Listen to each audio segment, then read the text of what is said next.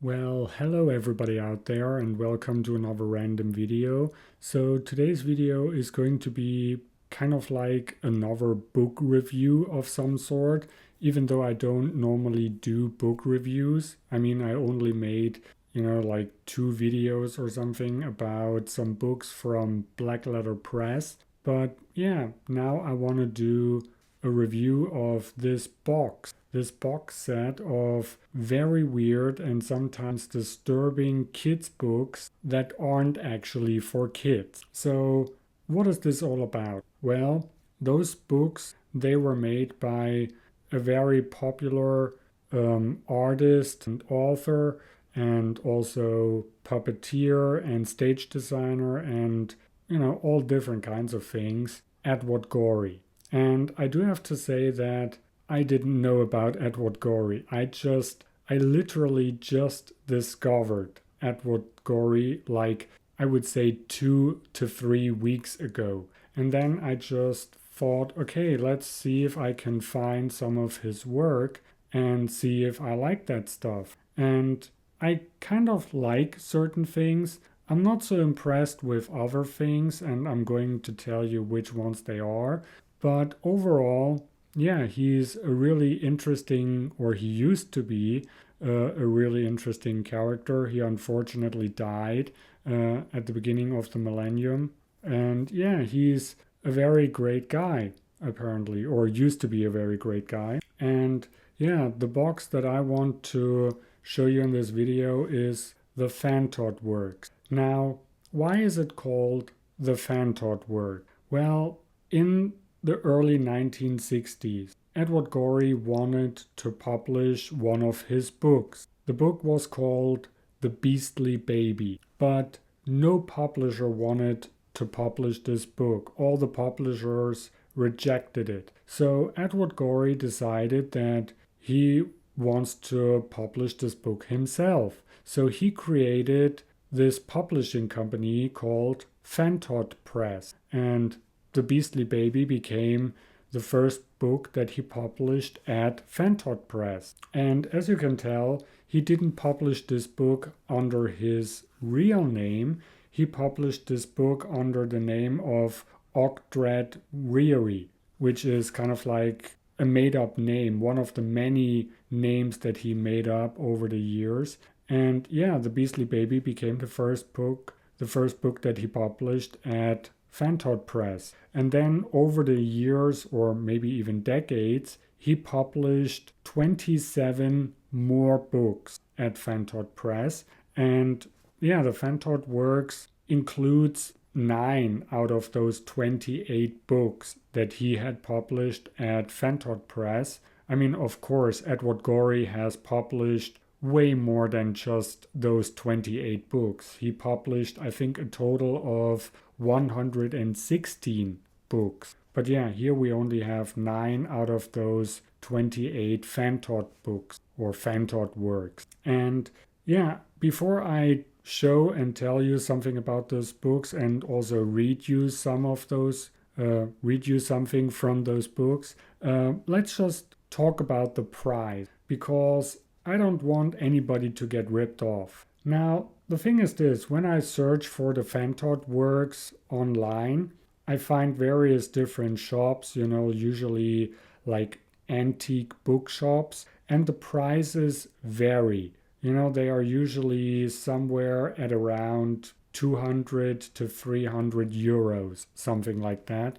The cheapest one that I could find was 180 euros. Now, this seems kind of really bizarre to me, considering the fact that I only spent 25 euros for this box. Sure, the other boxes that try to be sold for higher prices, sure, they are in a nicer condition.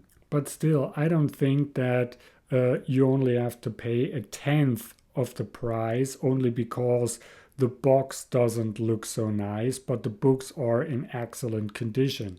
Now, so I really don't know what a realistic price is. Seriously, I don't know if all the other ones are just way overpriced or if I just got really lucky when I found it for 25 euros. And I do have to say, it wasn't an auction where I just got lucky because there weren't many people bidding for it.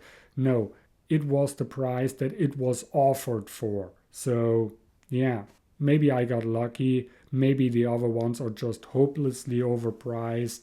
I don't know. I really don't know. But without further ado, let's take a look at the books, and I want to go through those books in chronological order. So I want to read those books or something from those books in the chronological order of the year that they have been released or first published. Now, the first one, like I already said, was of course The Beastly Baby.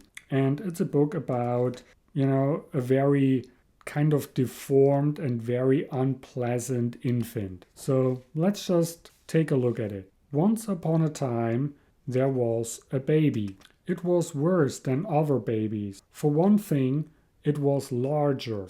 Its body was not merely obese, but downright bloated. One of its feet had too many toes, and the other one not enough. Its hands were both left one. Its nose was beaky and appeared to be considerably older than the rest of it. And then it just goes on and on and on about how weird this baby is. It was capable of making only two sorts of noises, both of them nasty. The first was a choked gurgling, reminiscent of faulty drains. It made this noise when it had succeeded in doing something particularly atrocious. And yeah, it's just totally weird. Dangerous objects were left about in the hope that it would do itself an injury, preferably fatal.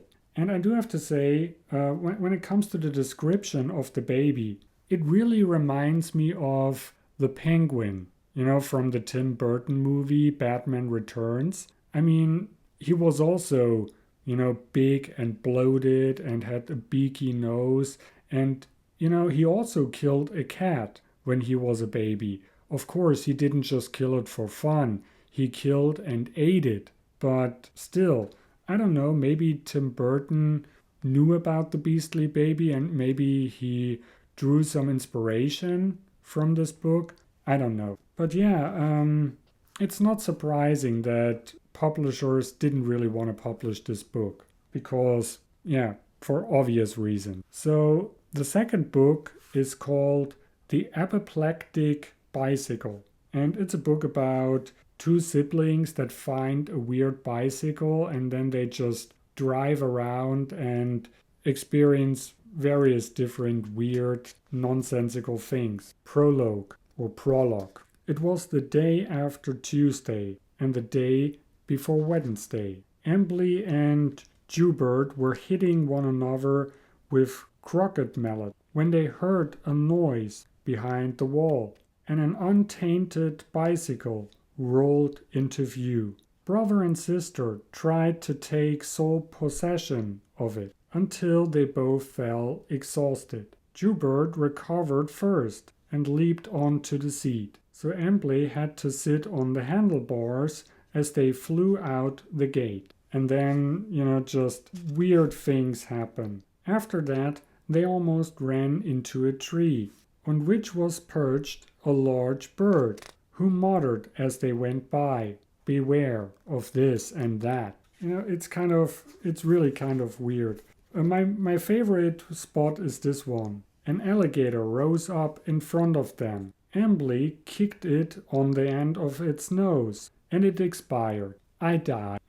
Yeah, it's just a very nice, very weird book. Doesn't really make sense. It doesn't really lead anywhere. The story, there is nothing that the story is trying to tell us, but it is funny and interesting. And of course, there are a lot of questions. For example, how does this bike drive? I mean, there are no pedals or anything, And, there are apparently various different chapters, but why does it skip certain chapters. What happened in those chapters? I don't know if this is what you call Gorey-esque. Maybe. So the next book is The Disrespectful Summons. It's basically about a woman that gets a visit from a demon or two demons and then learns to do evil things, kind of like a witch almost. The devil gave a sudden leap and struck Miss Quill all of a heap. He swooped her up from off the ground and twirled her madly round and round. That night she saw when she undressed, his mark was burned upon her breast. Next day flew in her open door a creature named Beelzebub. I hope I pronounced that name correctly.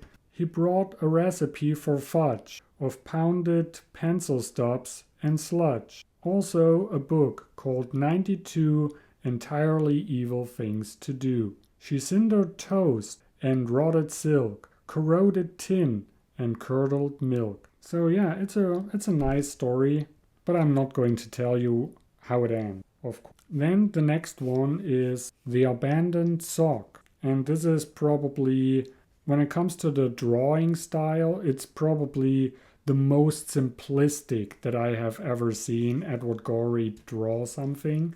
But, I haven't seen that much. I have seen those 9 books and, something that I have seen on the internet. But yeah, this is probably the most simplistic one. One summer morning, a sock on the line decided that life with its mate was tedious and unpleasant. It persuaded the cloth's pin to relinquish its hold and blew away on the next breeze. It tumbled over the grass, down a bank, and into the river. As it was being carried towards the sea, a large fish considered swallowing it, but changed its mind. So yeah, it's basically just a book about all the various different things that this sock goes through.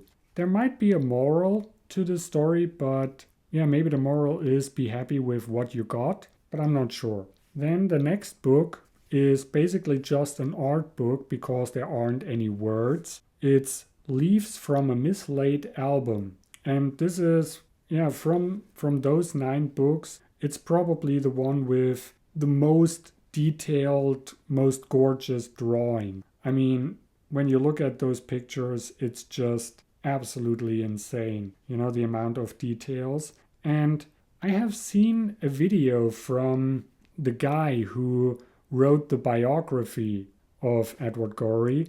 The biography was called Born to be Posthumous, and he claimed that Edward Gorey actually drew at this small size. I don't really believe that. I mean, when you scan those pictures and zoom in and see how thin some of the lines are and how many details there are, even when those pictures are bigger, it would already be very tedious to paint all those small details. So to think about that he would draw those pictures in the actual size that they are printed, I really find that incredibly hard to believe, honest. So then the next book is The Lost Lions, or Having Opened the Wrong Envelope. And, most of this book basically doesn't really have that much to do with the lions, but yeah, Hamish was a beautiful young man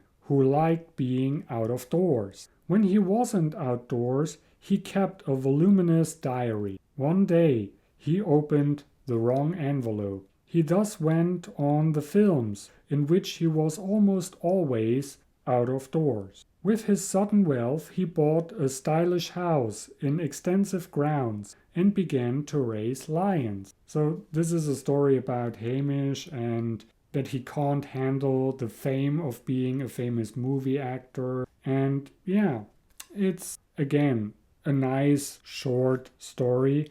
The drawings are nice, definitely better than in The Abandoned Sock. And then the next one is probably my least favorite, The Lavender Leotard, or Going a Lot to the New York City Ballet.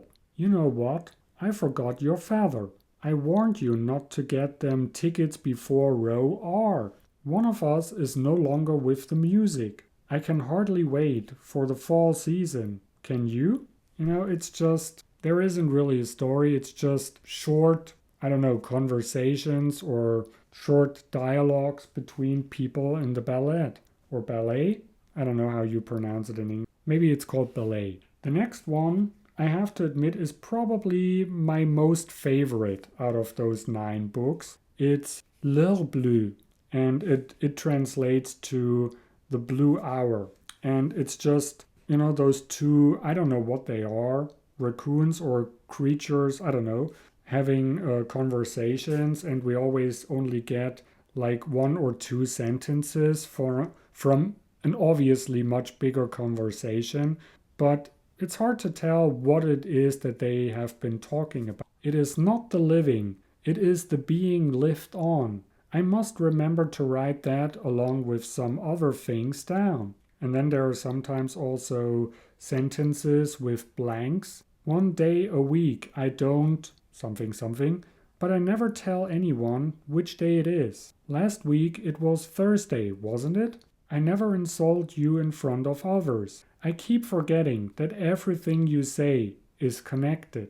I should like a parsley sandwich. To the best of my knowledge, they are not in season. So yeah, I really love this book because it's one of the rare occasions where he actually used color inside the book, and I just love those drawings. They look so incredibly beautiful, the black and the blue and the white. It's just absolutely stunningly beautiful. And the last one is, I hope I pronounced that correctly, Le Pesmentries Horribile. I don't know if I pronounced that correctly. I tried looking up on the internet how to pronounce it, couldn't really find anything. But yeah, it's again another art book. So again, no words, no story, nothing. It's just it's just pictures of people being, I don't know, stalked by those what do you call it? Pacement trees? I don't know, but those decorative things that you have usually sometimes on big curtains and various other places. So yeah, it's very nicely done, no doubt about it. But there is nothing really that I can say about it other than it's nice. So that's it. Those are the 9 books. I don't know. I mean, I got a 10th book over here, which is basically just the German translation for all those books. And it also contains the year when each one of those books was first published. But I don't know if this came originally with the box or if it has to be purchased separately. I'm not really sure. Because, yeah, it is a really tight fit getting all those books inside the box. So maybe it's just 9, but maybe it's 10. I'm not entirely sure. So that's it. I really like this stuff. I mean, some books obviously more than others, but I already purchased more books from Edward Gorey. So this is the first video in probably a short series of videos about Edward Gorey or Edward Gorey books. So if I upload new videos, there is going to be a notification in this video, or you can also go to my channel and I'm going to create a playlist for those videos so that you can find those videos a lot faster. And like I always say, check out my channel, check out my playlists. There are a lot of different videos that I made, videos about flip clocks, mini discs, movie reviews, all kinds of different things. And now apparently also a few videos about Edward Gorey. So that's it. Thanks for watching. I hope you liked this video. I hope it was also a little bit informative. So yeah, that's it. Thanks for watching, and I see you in the next video. Bye.